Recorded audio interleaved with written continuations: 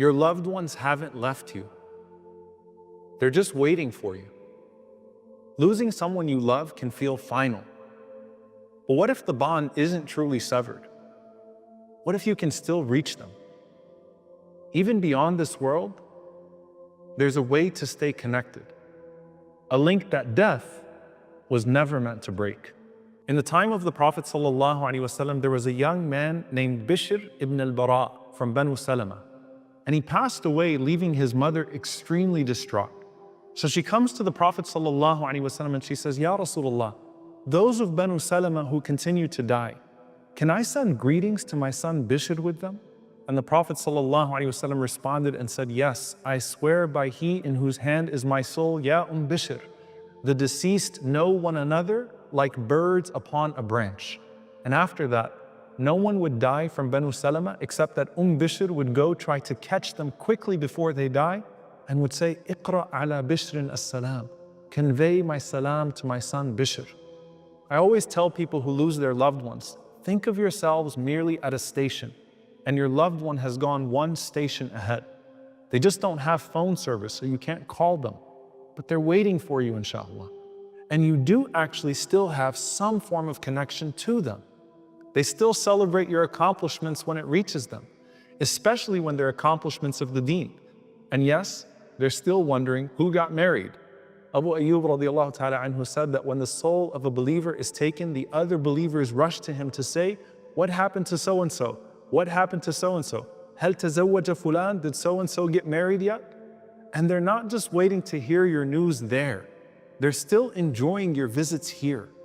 Al-Fadl ibn Muwaffaq, rahimahullah, who actually was the cousin of Sufyan ibn Uyayna, rahimahullah, he said that when my father died, I became extremely sad. And I used to visit his grave every day, but then as time went on, I started going less frequently. Then one day, I went to sleep after sitting at his grave, and I had a dream in which I saw my father's grave split open. And it appeared as though he was sitting alone in his grave, wrapped in his shroud, showing the signs of the dead. So I began to weep when I saw him. And he said, Ya bunayya, ma abta'a bika anni, my son, why have you stopped coming to see me? So I replied, you know when I visit you? And he said, I know every single time you visit me. And when you used to visit me frequently, I would be comforted by your presence and I would be delighted by it. And he said, even my neighbors in the graveyard would feel joy because of your dua. And even if you can't visit, your du'as and your deeds for your loved ones are far greater than any gifts you could have given them in this life. You were given life in the womb of your mother, and now you can give life to her grave with your dua.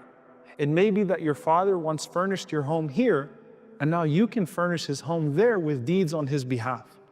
And just as your parents used to spend everything on you, now you can spend on them too.